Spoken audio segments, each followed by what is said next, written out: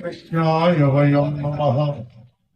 जं प्रव्रजन्तमनुपेतमपेतकृत्यं द्वैपायनो विरहकातर आजुहाव। पुत्रेति तन्मयतया स्तरवोऽभिनेदुस्तं सर्वभूतहृदयं मुनिमानतोऽस्मि।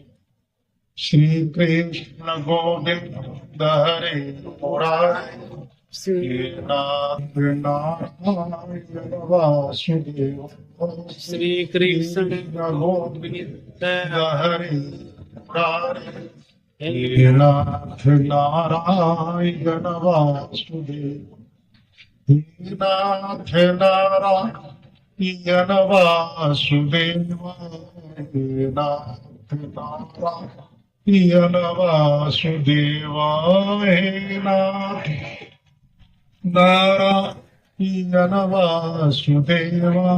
हे नाथ नारायण वासुदेव। श्री कृष्ण गोविंद हरे मुरारे हे नाथ नारायण वासुदेव। श्री कृष्ण गोविंद हरे मुरारे हे नाथ नारायण स्वामी जी महाराज की जय। विश्ववन जगदाचार्य श्रीमद विश्वक्सेनाचार्य श्री त्रिवेणी स्वामी जी महाराज की जय। पूज्य पाद प्रातः स्मरणीय नित्य वंदनीय हृदय स्मरणीय श्रीमद जीयर स्वामी जी महाराज की जय। श्री राधा कृष्णचंद्र भगवान की जय। श्रीमद् भागवत महापुराण की जय। नारायण। कल हम लोगों ने जाना भागवत महात्म्य में सुत जी कह रहे हैं शौनक आदि ऋषियों से कि जब महाराज परीक्षित महर्षि श्रृंगी के शाप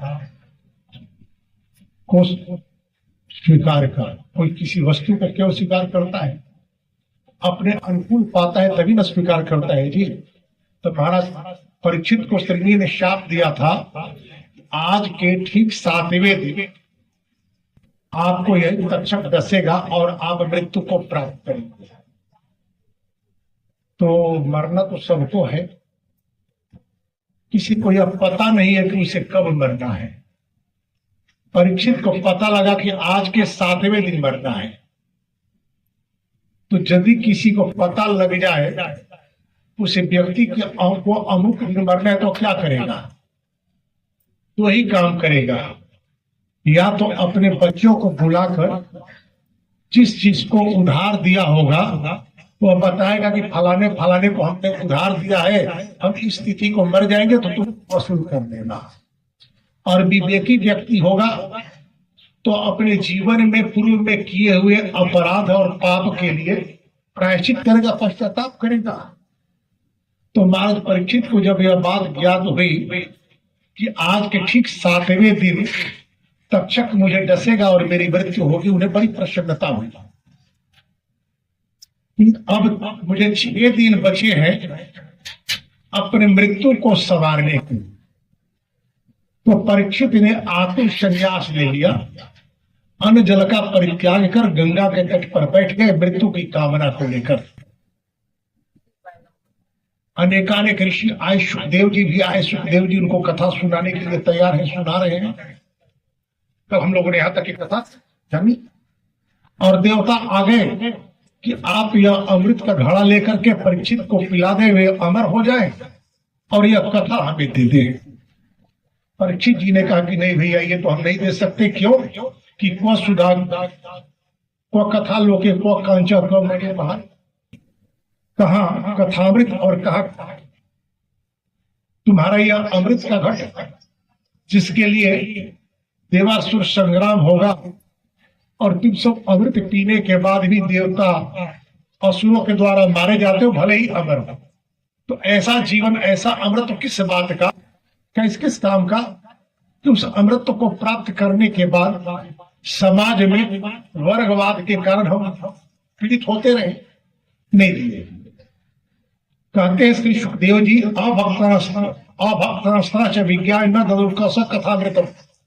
जिस व्यक्ति के भीतर भक्ति का हो, उसे कथामृत नहीं देनी चाहिए।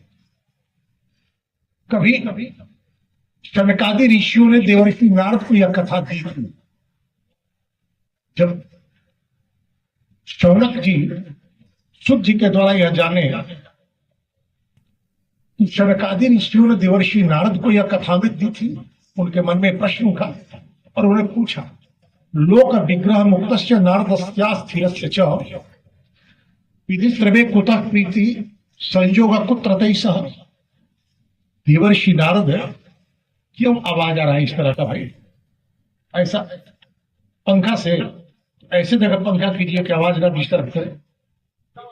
ये बात आपको ध्यान रखना चाहिए।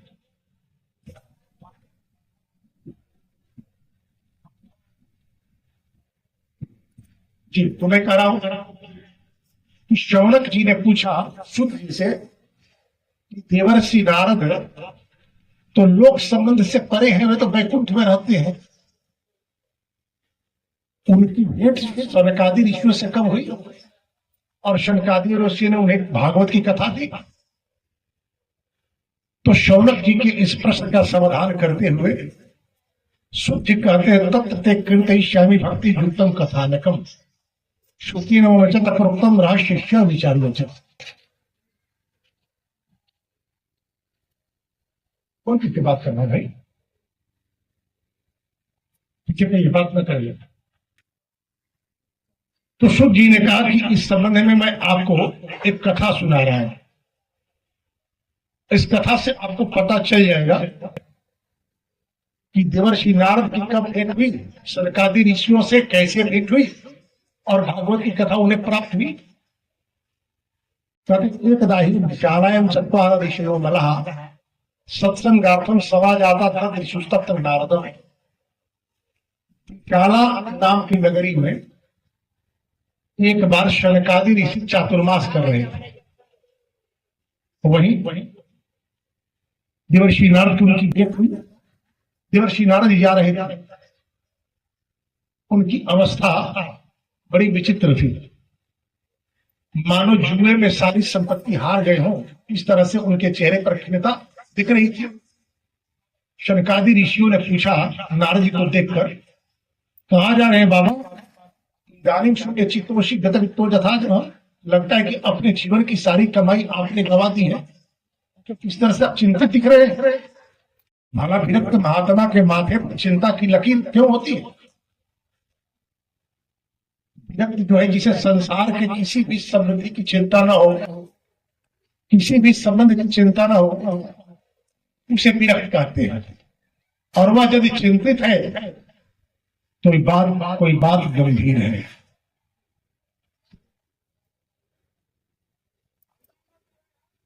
साधु संत विरक्त महात्मा संसार के कारण चिंतित नहीं होते। वृक्ष न कवई फल भखे नदी न सींचे नीर, परमार्थ के कारण साधु सरासर धरासरी।